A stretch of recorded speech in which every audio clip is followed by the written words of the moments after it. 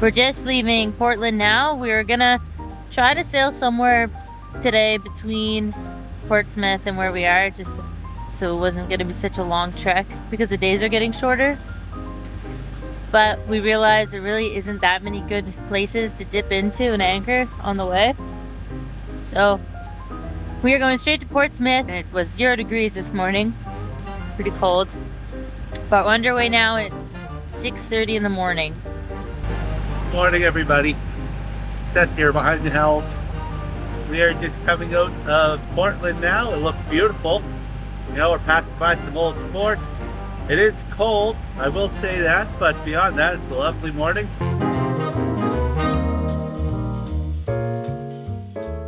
About 10 knots of wind. Swell behind us, making us surf a bit.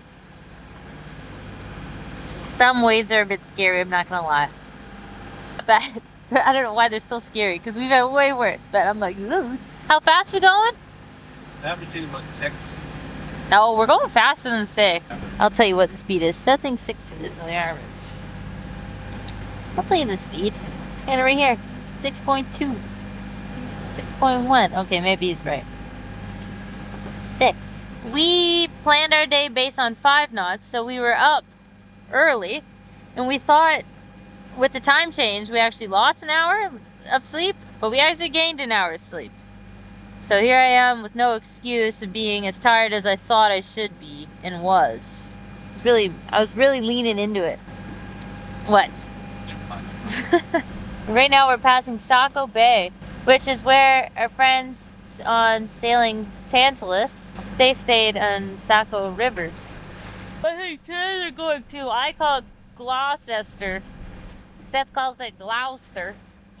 Gloucester. I must call it Gloucester. Not really sure, but that's where they're headed today.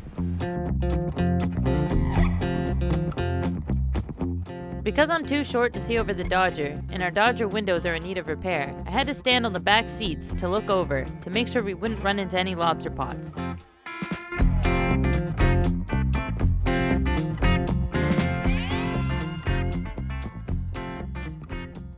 So I brought the sail down. It was my first attempt. Seth said I did very poorly. But I will also say that Seth did a poor job lowering the halyard. I had to really fight him for it. We're just getting into Portsmouth now.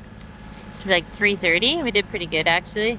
But it gets dark now in an hour. I'm excited because tonight we have a mooring thanks to our friend Lisa, whose friend Kevin has the mooring. So thank you, Kevin. It was a 9-hour and 15-minute sail from Portland, Maine.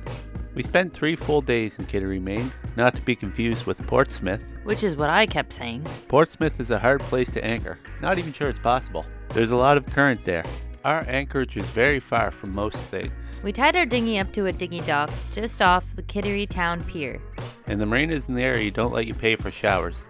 They only become available if you pay for a mooring, and we were just too cheap. We walked 2 hours to the Walmart, past the post office where someone mouthed the words, "Get a job!" to us as we were trucking our cart for miles. On the return home, we picked up our auto helm at the post office and then called an Uber for a ride back because that walk got the best of us. And that building over there, we thought was like some hotel or some like fancy place you could stay, but our Uber driver told us that it is actually an old prison that is abandoned because of asbestos, which is pretty cool. Right there is a fort, and online I read that you can anchor outside there because it's outside the mooring field, although it doesn't have as much protection.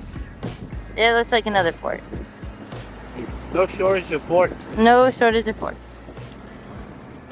If you like this video, please give it a thumbs up and stay tuned for our next video where we sail all the way from Kittery, Maine to Gloucester, Massachusetts.